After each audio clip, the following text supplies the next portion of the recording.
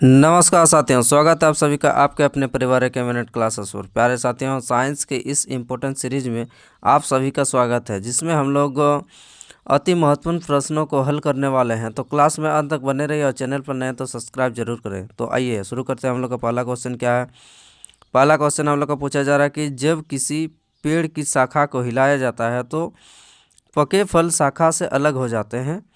तो इसका आपका कौन सा न्यूटन का कौन सा नियम पर आधारित है। हम लोग का पहला, दूसरा, तीसरा या फिर सभी। क्या हो जाएगा हम लोग का? ये हो जाएगा हम लोग का न्यूटन का पहला नियम पर आधारित है। चलिए आगे बढ़ते हैं। अगला क्वेश्चन हम लोग का क्या है। बोला जा रहा है कि यदि किसी कण का संवेग 30% तक बढ़ा दिया जाता है, 30% बढ़ा दिया जाता है, तो उसकी गतिज ऊर्जा में कितना वृद्धि होगा आपको बताना है। ठीक है, तो गति ऊर्जा बराबर क्या होता है हम लोग का? काइनेटिक ऊर्जा। गति ऊर्जा बराबर क्या होता है हम लोग का? 1/2 mv²। जब हम लोग का इसका संवेग गति ऊर्जा और संवेग में हम लोग का क्या संबंध होता है? गति ऊर्जा और संवेग में हम लोग का होता है संबंध होता है के बराबर p²/2m। तो यानी कि जब हम लोग क्या कर रहे हैं, संवेग को 30% बढ़ा दे रहे हैं, संवेग यानी कि p को 30% बढ़ा देंगे, तो यानी कि कितना हो जाएगा हम लोग का? कितना हो जाएगा यही देखते हैं। इसको अगर हम लोग सक्सेसिव के हिसाब से अगर बनाते हैं, मैथ में जैसे बनाते हैं, तो कितना हो जाएगा आपका? हो जाएगा आपका p² यानी कि 30 + 30 + 30 गुना 30/100। तो क्या उत्तर हम लोग का निकल के आएगा? 30×30 = 60 + 9 कितना हो जाएगा आपका? 69। तो हम लोग का ओवरऑल कितना परसेंट का हम लोग का ऊर्जा का वृद्धि होगा? हम लोग का टोटल हो जाएगा आपका 69% का हम लोग का टोटल गति ऊर्जा में वृद्धि होगा। ठीक है, चलिए आगे बढ़ते हैं। यहाँ पर देखिए, यहाँ पर भी आपका हल दिया हुआ है। गति ऊर्जा और हम लोग का संवेग में क्या ये होता है, संबंध होता है के बराबर होता है हम लोग का p²/2m होता है। जब हम लोग संवेग को 30% बढ़ा दिया, मतलब 30 करके हम लोग 2 बार बढ़ा दिया, तो क्या हो जाएगा? सक्सेसिव लगाने के बाद आपका सही आंसर क्या निकल के आएगा? हम लोग का निकल के आएगा आपका 69%। ठीक है, चलिए अगले क्वेश्चन पर चलते हैं। अगला क्वेश्चन हम लोग का क्या है। निम्नलिखित में से कौन सा एल्कीन में एक वैध अवंध जो कार्बन परमाणुओं को जोड़ता है, आपको बताना है। एल्कीन में एक वैध अवंध कार्बन परमाणुओं को जोड़ता है, ये आपको बताना है। क्या हो जाएगा हम लोग का? एकल अवंध, द्वैअवंध या फिर त्रिअवंध या फिर कोई नहीं। क्या हो जाएगा यहाँ पर हम लोग का? हो जाएगा आपका द्वैअवंध। ठीक है, आइए देखते हैं। देखिए यहाँ पर क्या कहा जा रहा है हम लोग का एल्केन के बारे में। ये ऐसे हाइड्रोकार्बन है जिसमें कम से कम एक कार्बन कार्बन की कितना डबल बॉन्ड होता है। ठीक है, इसका फार्मूला यहाँ पर कितना क्या दिया आपका? एल्किन का फार्मूला होता है हम लोग का CnH2n। एल्केन का क्या होता है आपका? CnH2n+2 होता है। क्या होता है आपका? CnH2n+2। एल्केन ये हम लोग का क्या है? ये हम लोग का आपका एल्किन का है।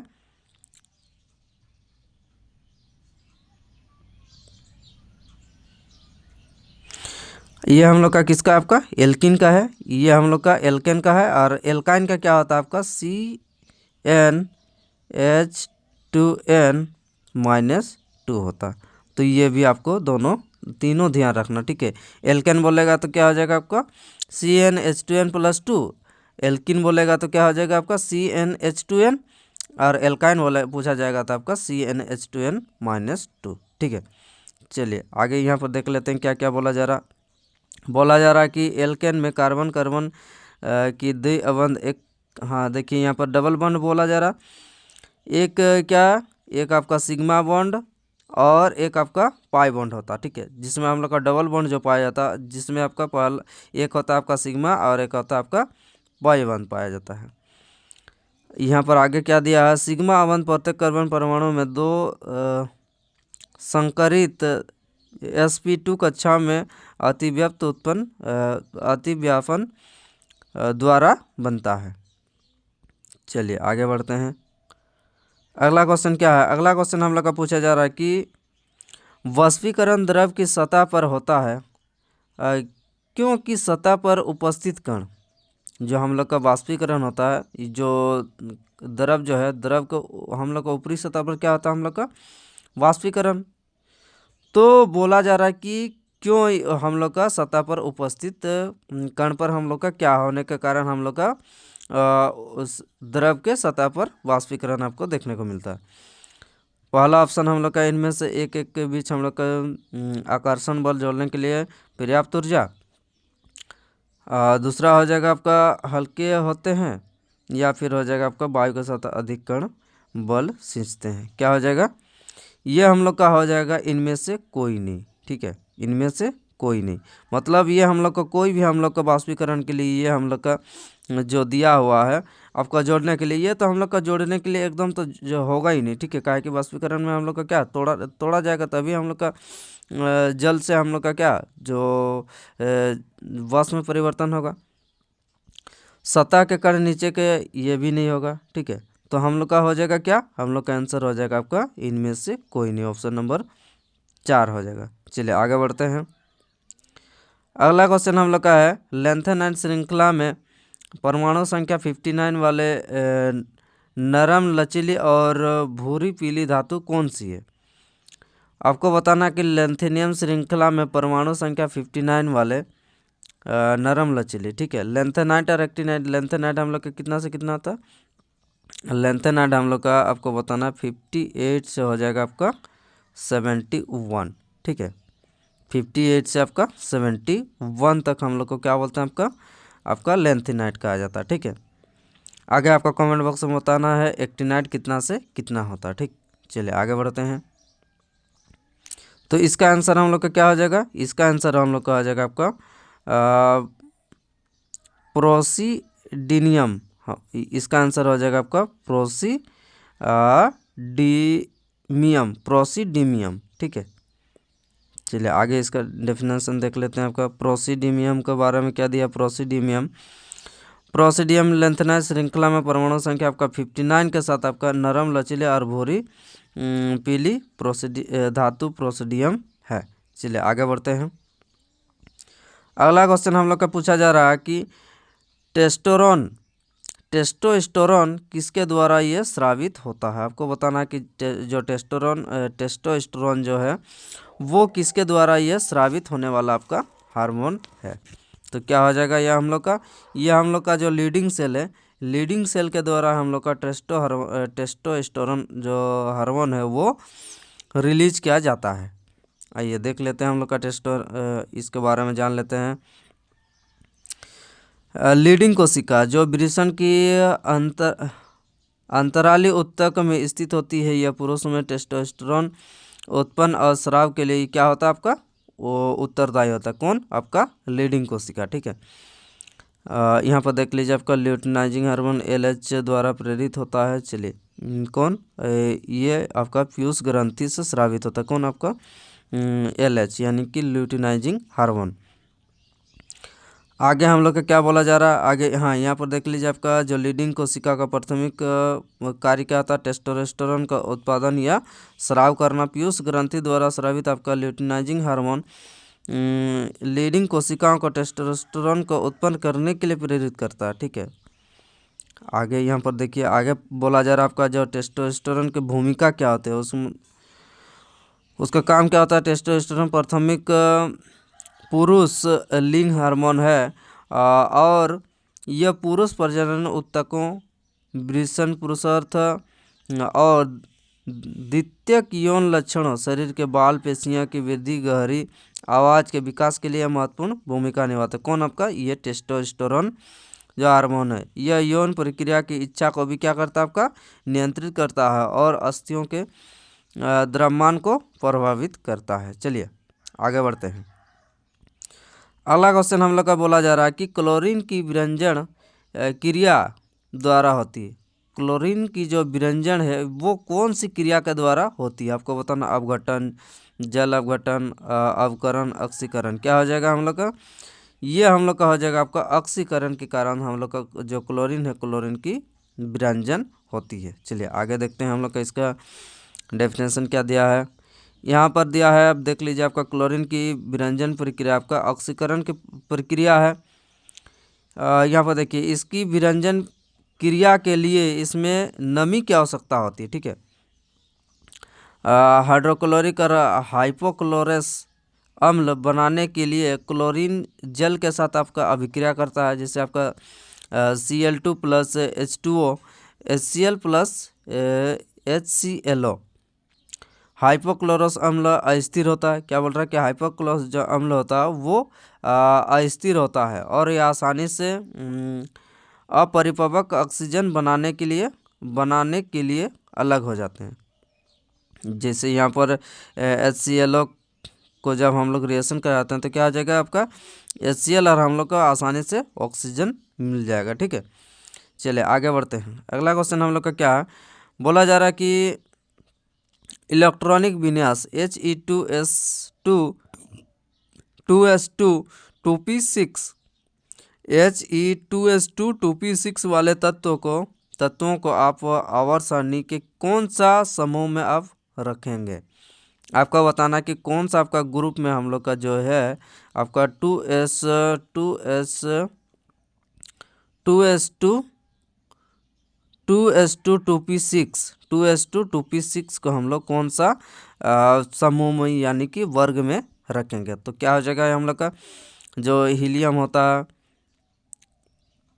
हीलियम, नियन, आर्गन, क्रिप्टन, हीलियम, नियन, आर्गन, क्रिप्टन, जेनन, रेडन, इस सब को हम लोग कहाँ पर रखते हैं, ये हम लोग का ग्रुप कितना का आपका ग्रुप 18 का हम लोग का ये जितना भी हम लोग का नोबेल गैस का ग्रुप का ये सारा तत्व है, ठीक है। हीलियम, नियन, आर्गन, क्रिप्टन, जेनन और रेडन, तो ये आपको ध्यान में रखना। कैसे हम लोग पता चले, यहाँ पर देखिए आपका 2s2 2p6 ये हम लोग का जितना भी हम लोग का हीलियम के नीचे जितने भी हम लोग का उस वर्ग में हम लोग का जितने भी आपका तत्व देखने को मिलता है वो सभी हम लोग का वर्ग कहाँ पर रखा जाता है, वर्ग हम लोग का 18 में उन सभी को रखा जाता है, ठीक है।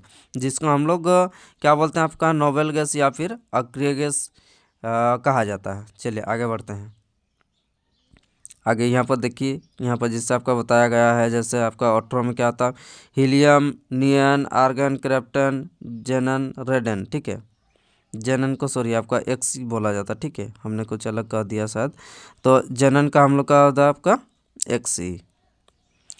चलिए यहाँ पर आपका कुछ दिया है, जैसे आपका उत्कृष्ट गैसों भी कहा जाता है, ये भी मैंने बताया। इसकी संयोजकता कितनी होती है, इसकी संयोजकता होती है आपका 8। टोटल बाहरी हम लोग का जो सेल होगा उसमें टोटल कितने इलेक्ट्रॉन होंगे, हम लोग का बाहरी सेल में हम लोग का टोटल 8 इलेक्ट्रॉन होंगे, जबकि वो क्या होते हैं आपका पूरा भरा हुआ होता है, यानी कि पूर्ण होता है, जिस वजह से क्या होता है आपका पूरा स्थिर रहता है। चलिए आगे बढ़ते हैं। यहाँ पर आगे देख लेते हैं, यहाँ पर थोड़ा सा क्या बोल रहा है कि ये सभी तत्व कमरे के तापमान पर रंगहीन और गंधहीन होते हैं, मतलब ये इसका कोई कलर नहीं देखने को मिलेगा अपना कमरे के तापमान पर, और इसमें कोई गंध आपको नहीं मिलेगा। ये बहुत गैर विषैले होते हैं, गैर विषैले भी होते हैं, गैर विषैले, ठीक है। आइए अगले क्वेश्चन पर चलते हैं। अगला क्वेश्चन हम लोग का बोला जा रहा है, निम्नलिखित में से कौन सा तत्व प्रकृति में मुक्त रूप में आपका पाया जाता है। मुक्त रूप का मतलब होता है कि मतलब वो किसी के साथ आपका मिला हुआ नहीं रहता, मतलब वो एक प्योर अवस्था में रह सकता है, ठीक है। तो कौन हो जाएगा हम लोग का, ये हो जाएगा आपका आयोडीन, सल्फर, फास्फोरस, मैग्नीशियम, क्या हो जाएगा, सही उत्तर हो जाएगा हम लोग का ये जो सल्फर होता है, सल्फर हम लोग का मुक्त अवस्था में ये पाया जाने वाला क्या है, एक तत्व है। तो इसको बताना है का सल्फर का एटॉमिक नंबर क्या होता है आपका, सल्फर का होता है आपका 16, ठीक है। फास्फोरस का 15 होता है, और मैग्नीशियम का कितना होता है आपका, मैग्नीशियम का होता है आपका 13। तो ये सभी भी आपका एटॉमिक नंबर याद रखते चलना है। चलिए आगे बढ़ते हैं। अगला हम लोग का यहाँ पर देखिए आपका आयोडीन एक प्रमुख समुद्री तल में आपका समुद्री तल से अब क्या क्या प्राप्त होता है या प्राकृतिक रूप से मुक्त क्या बोल रहा है मुक्त नहीं पाया जाता है। सामान्यतः आयोडीन हम लोग का खनिजों के भाग या आयोडाइड आयनों में पाया जाता है। ये जो आयोडीन है हम लोग का सामान्यतः किस रूप में पाया जाता है आपका आयोडाइड आयनों के रूप में यह पाया जाता है, इसीलिए हम लोग इसको क्या बोलेंगे मुक्त नहीं कर सकते। चलिए अब फास्फोरस को देखते हैं। फास्फोरस इसकी अत्यधिक अभिक्रियाशीलता के कारण यह प्रकृति के कभी भी मुक्त तत्व यह नहीं पाया जाएगा, ठीक है, मुक्त अवस्था में कभी नहीं पाया जाता। यह खनिजों में पाया जाता है और कई जैविक अणुओं का एक क्या है अणुओं भी एक आवश्यक भाग है, ठीक है, जैविक अणुओं का भी एक आवश्यक भाग है। आगे देखते हैं। आगे हम लोग का मैग्नीशियम या भूप्रकृति पर 8वां सबसे प्रचुर तत्व है। कितना आपका 8वां सबसे प्रचुर तत्व है, परंतु यह प्रकृति में प्राकृतिक रूप में तत्वों में नहीं पाया जाता। यह जो मैग्नीशियम है डायरेक्ट आपको प्राकृतिक रूप में आपका तत्वों में आपको देखने को नहीं मिलेगा, सामान्यतः यौगिक में आपका पाया जाता है। क्या बोला जा रहा है कि ये हम लोग का यौगिक का मतलब होता है कि किसी न किसी के साथ या मिलकर ये मिला हुआ आपको पाया जाएगा, ठीक है, विशेषकर मैग्नेटाइट और डोलोमाइट, ये इसका कुछ अयस्क होता है, जैसे मैग्नीशियम के मैग्नेटाइट और डोलोमाइट जैसे खनिजों में ये साथ मिलकर ये पाया जाता है, ठीक है, जिससे हम लोग का अलग करके जो मैग्नीशियम है उसको प्राप्त किया जाता है। आइए आगे बढ़ते हैं। अगला क्वेश्चन हम लोग का है, बोला जा रहा है कि सफ़ेद विट्रियल के संगठन में निम्नलिखित में से कौन सा तत्व पाया जाता है। आपको बताना कि जो सफ़ेद विट्रियल है इसके संगठन में आपका कौन सा तत्व आपका पाया जाता है। सफ़ेद विट्रियल कौन हो जाएगा, ये हम लोग का हो जाएगा आपका जो जास्ता यानी कि जिंक जो होता है वो जिंक हम लोग का हो जाएगा आपका सही उत्तर। चलिए आगे बढ़ते हैं। अगला हम लोग का यहाँ पर देख लेते हैं आपका जिंक के बारे में क्या क्या दिया है। जिंक के बारे में कहा जा रहा है कि आपका जो जिंक होता है ये एक रासायनिक तत्व है जिसका प्रतीक आपका Zn होता है। इसका एटॉमिक नंबर आपका कितना होता है, आपका 30 होता है। यह कमरे के तापमान पर थोड़ी भंगुर धातु और ऑक्सीकरण हटा दिए जाने पर यह चमकदार भूरे रंग की दिखाई देती है, ठीक है। यह आवर्त समूह में यह कितना आपका जो हम लोग का 12वां ग्रुप होता है वो 12वां ग्रुप का हम लोग पहला तत्व है कौन, आपका जिंक, ये भी आपको याद रखना। आगे देखते हैं सफ़ेद विट्रियल। जिंक सल्फेट का सामान्य नाम क्या है आपका, जिंक सल्फेट का सामान्य नाम है जिसका रासायनिक सूत्र क्या होता है आपका ZnSO4 होता है। आइए आगे देखते हैं। इसका अर्थ ये है कि सफ़ेद विट्रियल के संगठन में पाए जाने वाले तत्व क्या है आपका जिंक, सल्फर और ऑक्सीकरण है। इसमें आपका सल्फर और ऑक्सीकरण है, इसीलिए हम लोग का क्या हो जाएगा, आपका सही आंसर हो जाएगा हम लोग का जिंक। चलिए आगे देखते हैं। अगला क्वेश्चन हम लोग का बोला जा रहा है कि अतिरिक्त सांद्र सल्फ्यूरिक अम्ल के साथ आपका इथेनॉल को गर्म करने पर आपका क्या उत्पन्न होता है। आपको बताना है कि जब हम लोग का सांद्र H2SO4 के साथ आपका इथेनॉल को गर्म किया जाता है तो हम लोग का क्या मिलता है, यानी कि क्या उत्पाद होता है। क्या हो जाएगा हम लोग का इथेन, एथाइन, ब्यूटेन, एथिन, क्या हो जाएगा हम लोग का ये जो इथेन है हम लोग का क्या हो जाएगा आपका एथिन हम लोग का प्राप्त होगा। यहाँ पर देखिए यहाँ पर क्या बोला कि एथिन का उत्पादन तब होता है जब इथेनॉल को अतिरिक्त सांद्र सल्फ्यूरिक अम्ल के साथ आपका गर्म किया जाता है। सांद्र सल्फ्यूरिक अम्ल के साथ आपका गर्म किसको, आपका इथेनॉल को, ठीक है, इथेनॉल का अतिरिक्त सांद्र सल्फ्यूरिक अम्ल के साथ गर्म किया जाता है तो क्या प्राप्त होता है हम लोग का, ये हम लोग का एथिन प्राप्त होता है, ठीक है, जो निर्जलीकरण अभिक्रिया के रूप में यह कार्य करता है। निर्जलीकरण अभिकारक के रूप में भी यह क्या करता है, आपका काम करता है।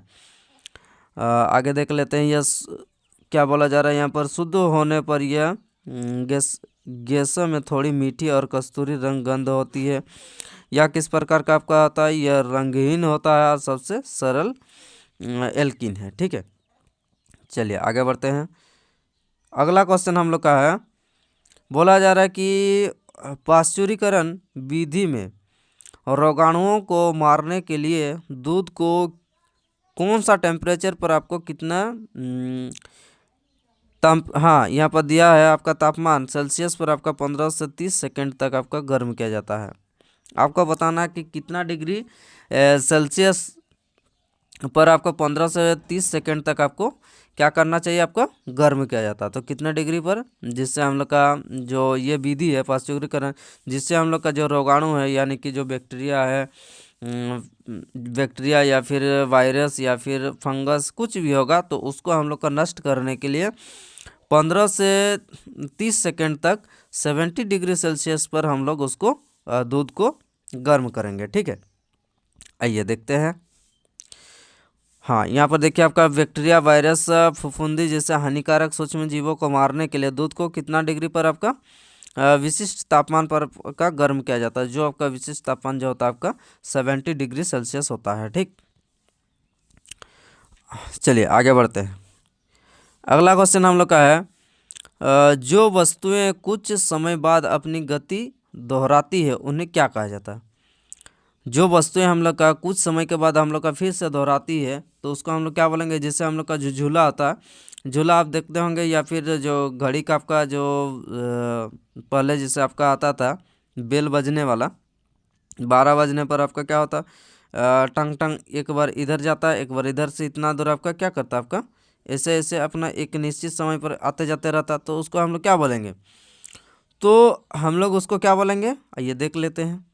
एक निश्चित समय अंतराल पर जब हम लोग का ये गति बार बार रिपीट करते रहेगा तो उसको हम लोग कौन सा गति बोलेंगे, तो उसको हम लोग बोलेंगे आपका आवर्त गति। ठीक है, आवर्त गति में हम लोग का एक निश्चित समय पर हम लोग का जो है दोलन बार बार हम लोग का जो है ये ऐसे आपको रिपीटेशन देखने को मिलता है। ठीक है, आइए देख लेते हैं हम लोग का यहाँ पर क्या कहा जाता है। वह गति जो एक निश्चित समय के बाद अपना स्वयं को दोहराती उससे क्या कहते हैं, आपका आवर्त गति। जब कोई पिंड आपका पूर्व निश्चित समय में एक निश्चित पथ पर आपका बार बार चलता तो इस आवधिक गति प्रदर्शन करना कहा जाता है। ठीक, अब देख लेते हैं कि समय अवधि क्या है। शब्द का तात्पर्य समय के अंतराल से है जिसके बाद शरीर की गति दोहराया जाता है। ठीक है,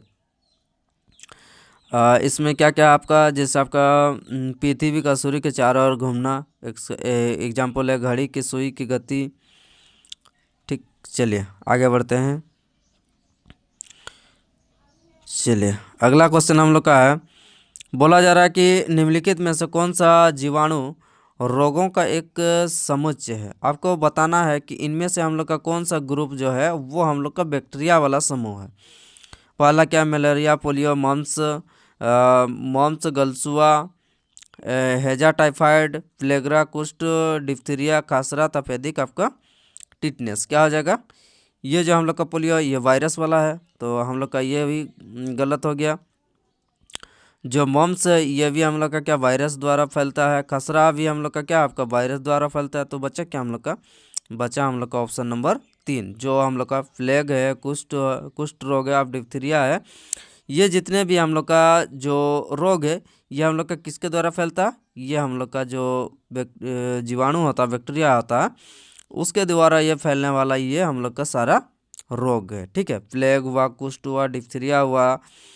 चलिए आगे बढ़ते हैं, देख लेते हैं हम लोग का और क्या क्या होता है आपका जो बैक्टीरिया से फैलने वाले। आइए देख लेते हैं हम लोग का जो बैक्टीरिया से फैलने वाले रोगों का नाम आप देख लीजिए। आपका जो प्लेग होता है ये प्लेग भी हम लोग का जीवाणु से फैलने वाला रोग है। कुष्ठ रोग भी हम लोग का, जिसमें आपका कौन सा जीवाणु अभिकारक ये हो जाएगा आपका माइक्रोबैक्टीरियम लेप्रोसी के कारण होता है। डिप्थीरिया होता है हम लोग का जीवाणु के कारण, इसमें आपका कोरियनोबैक्टीरियम डिप्थीरियाई के द्वारा हम लोग का फैलता है। हेजा भी आपका विब्रियो क्लोरी हेजा जीवाणु का द्वारा। तपेदिक जो होता है आपका माइक्रोबैक्टीरियम ट्यूबरकुलोसिस, ये भी आपको काफ़ी इंपॉर्टेंट है, आपको ध्यान रखते जाना है। ठीक है, जो किसके द्वारा आपका जो आपका फैलता है। टिटनेस एक क्लोरोस्ट्रीडियम, ये भी आपको ध्यान रखना। जो टिटनेस होता है जीवाणु से फैलने वाला रोग है। फिर आपका टाइफाइड में किसका आपका साल्मोनेला टाइफेसी के कारण ये जो टाइफाइड है ये हम लोग का फैलता है। तो कौन कौन हो जाएगा, प्लेग हो जाएगा, कुष्ठ होगा, डिप्थीरिया हो जाएगा, हैजा, तपेदिक, टिटनेस और टाइफाइड। तो ये जितने भी हम लोग का रोग है ये किसके द्वारा फैलता है, ये हो जाएगा हम लोग का जो बैक्टीरिया होता है, जीवाणु होता है, उसके द्वारा फैलने वाला ये सभी रोग है। तो ये आपको ध्यान में रखना।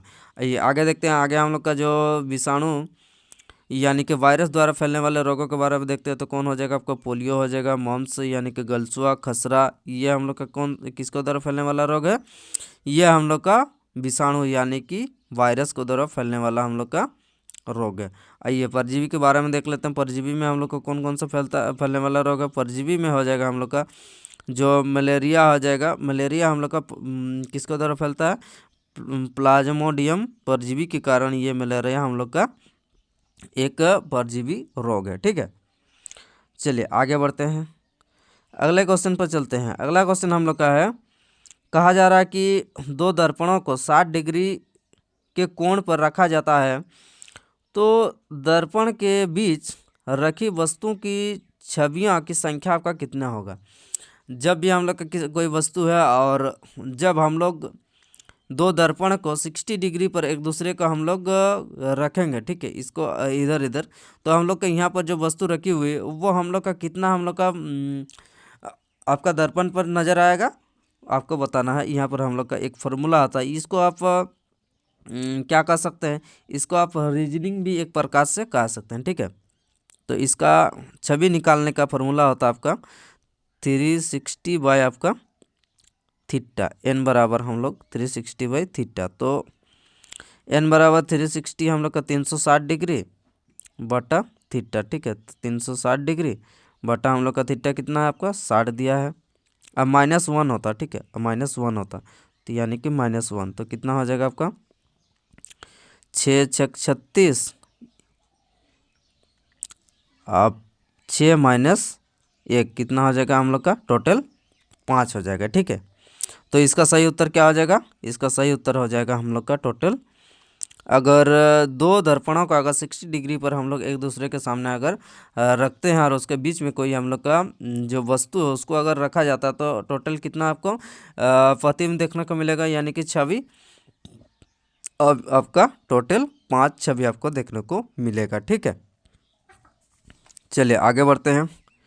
अगला क्वेश्चन हम लोग का पूछा जा रहा है कि पुष्प का निम्नलिखित में से कौन सा भाग निषेचन के बाद फल में आपका विकसित हो जाता है।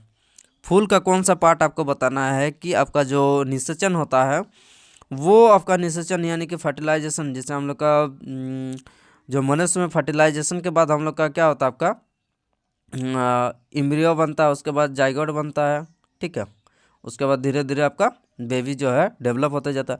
तो उस प्रकार से हम लोग का जो फल यानी कि पुष्प है, पुष्प से हम लोग का क्या बनता है, पुष्प से हम लोग का आपका फल में कन्वर्ट हो जाता है धीरे धीरे, तो वहाँ पर निषेचन की क्रिया होता है। तो उसी प्रकार से आपको बताना है कि पुष्प का कौन सा भाग में आपको बताना है कि निषेचन के बाद आपका फल बनता है। ठीक है, फल में वो आगे चलकर आपका क्या होता है, आपका फल में विकसित हो जाता है यानी कि विकास हो जाता है। तो इसका सही उत्तर क्या हो जाएगा, जो हम लोग का अंडाशय होता है, ये अंडाशय हम लोग का धीरे धीरे आगे चलकर हम लोग का क्या कौन सा रूप ले लेता है, ये हम लोग का आपका फल का रूप ले लेता है। ठीक है, निषेचन के बाद आइए देख लेते हैं हम लोग का, यहाँ पर देखिए, यहाँ पर आपका बताएगा कि पुष्प पादप का एक क्या है, आपका प्रजनन पार्ट है। इसमें स्त्री केसर, आपका अंडाशय, बीजांड, पखुंडी आदि आपका सहित कई भाग आपका अलग अलग होते हैं। परागण के बाद आपका यानी कि पोलिनेशन के बाद आपका अंडाशय में बीजाणु शुक्राणु कोशिकाओं के द्वारा आपका निषेचित हो जाते हैं, जिससे बीजाणु का बीज का निर्माण होता है। बीजांड क्या है आपका, यहाँ पर दिया आपका जैसे अंडाशय फिर एक एकल फल के रूप में आपका क्या होता है, आपका विकसित हो जाता है और बीजों को घेर लेता है, तब उन्हें सुरक्षित रखता है, तब यह प्रकीर्णन के द्वारा ये तैयार ना हो पाते। चलिए आगे आपका कुछ दिया, इसीलिए अंडाशय पुष्प का वह भाग है जो निषेचन के बाद क्या हो जाता है, आपका फल का एक रूप ले लेता। ठीक है, तो आज का सभा हम लोग का यहीं पर समाप्त किया जाता है। तो क्लास आपको कैसा लगा कमेंट बॉक्स में ज़रूर बताइए, और अगर सेशन पसंद आया तो एक लाइक ज़रूर करें। तो चलिए अगला हम लोग नेक्स्ट क्लास में मिलते हैं। धन्यवाद।